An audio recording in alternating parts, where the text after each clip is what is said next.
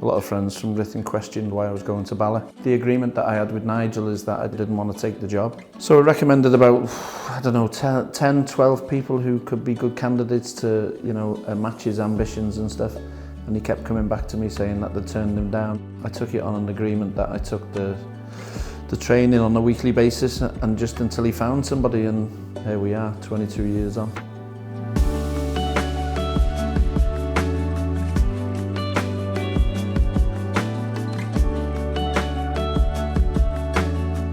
Describe Nigel and David. Characters, hard-working, passionate. They enjoy their leisure time, as going out on a Saturday night. They enjoy that side of things, but they just work so hard and have done for all their life, really. Aykroyd and Sons here in Bala have been going for 106 years. I left school when I was 16 to come and work in the factory. My father was taken ill. Nigel went to college, university in Cardiff, got a law degree, and I was struggling a little bit that summer for help. So I asked him if he could come after his exams.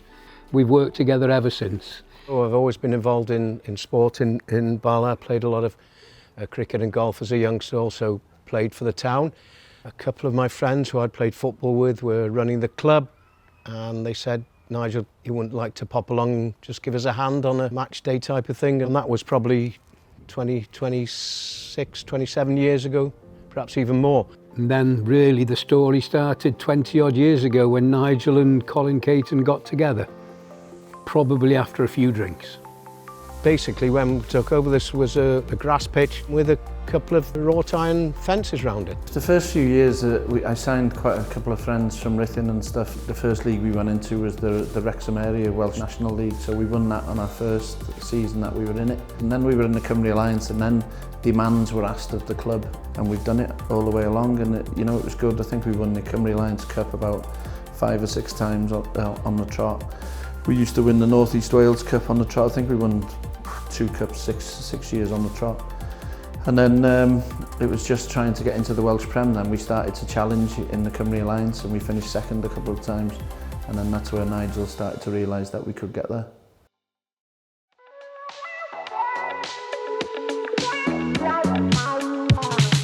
That season was a whirlwind. It was just amazing.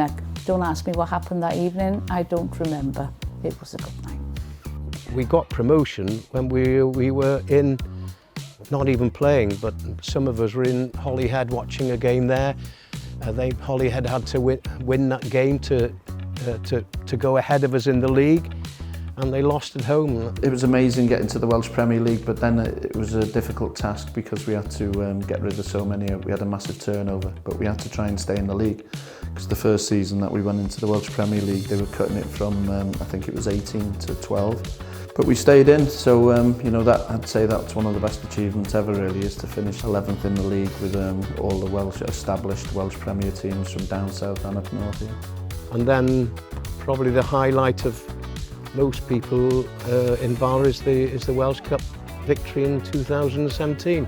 I was speaking to someone who played for TNS in that game, and he was saying to me that they were going for the treble, and they just had to beat us to do it. And I think we hadn't beaten them for 36, 37 games. The greatest game that we played against them was in the Welsh Cup final. And then at the end of everything, the European qualification is everything. That win in Port Talbot in the 88th minute, it was just incredible. So both of those stand out, obviously. But trips to Europe have been incredible, some very good memories.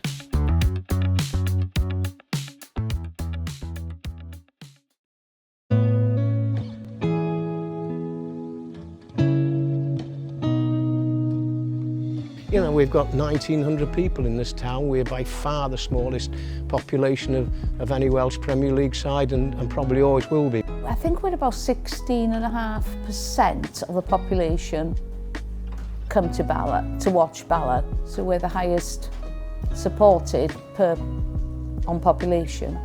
The football club's very much like Aykroyd, has grown and grown and become busier and busier, and when you do reflect, you're very proud of what has happened and where Bala Football Club is today. The reflection is the fact that Akershire have a part in, certainly a massive part in the football club, but also a part in the Bala community. We've tried to support the rugby club as well, the golf, the cricket, football, the hockey.